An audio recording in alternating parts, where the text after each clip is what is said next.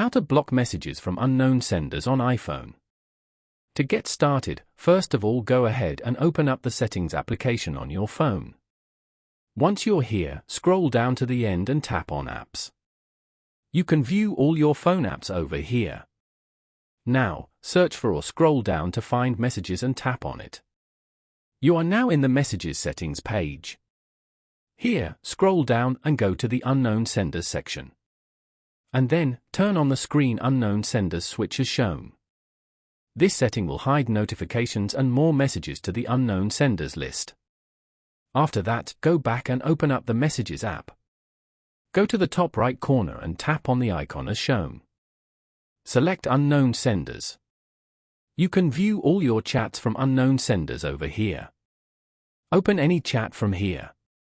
Tap on the number at the top. If you want to block this number, then tap on Block Contact below. Tap on Block Contact again to confirm.